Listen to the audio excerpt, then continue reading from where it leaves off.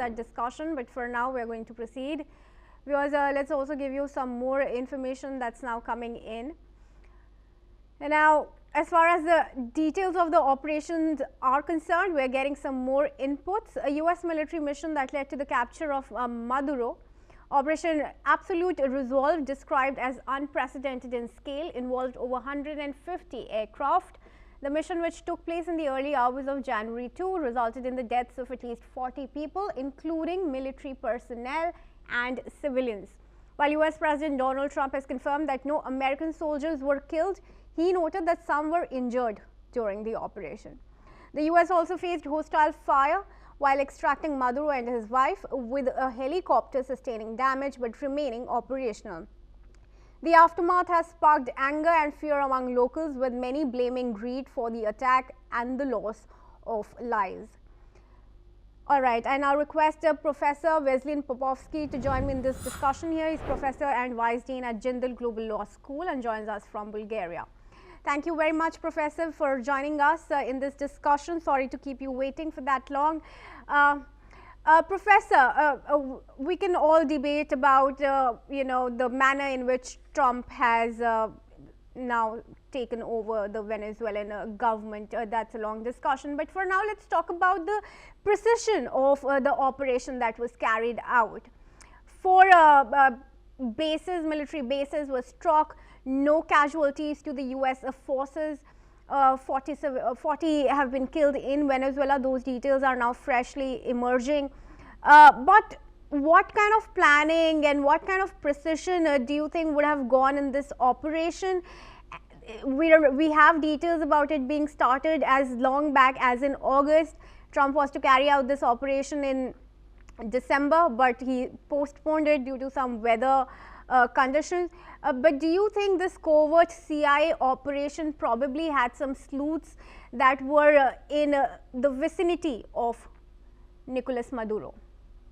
Yes, I think it was quickly executed, no doubt about that. Professional work for few hours, minimal casualties.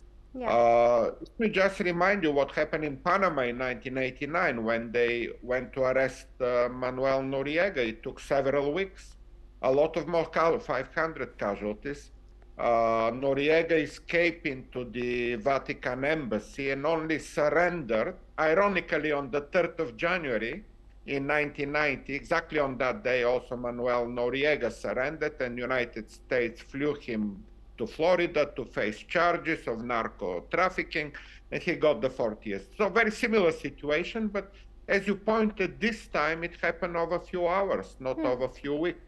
So probably very well planned in advance, excellent intelligence, good leads to where he is. Probably some people in Venezuela also cooperated with that. I'm sure it would have been executed so well, force with proportionality, with very minimal casualties over a few hours. Today, we don't see a civil war in Venezuela. I don't know what people are talking about vacuum, about the end of the United Nations, nothing of this. United Nations wakes up in a good mood. They work all over the world.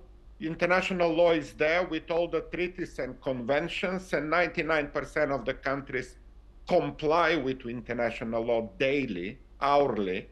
So there is nothing wrong in international law. But those are only the weaker states, right? Hegemonic powers like the US and China, they're just going on about doing whatever it pleases them. They're not looking at the UN. They're not fearful of any international organization.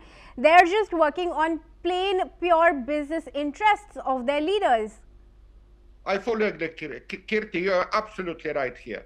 But the big powers never did that. They didn't do it 10 and 20 and 30, and over the Cold War, they didn't go to the Security Council to ask for any permission.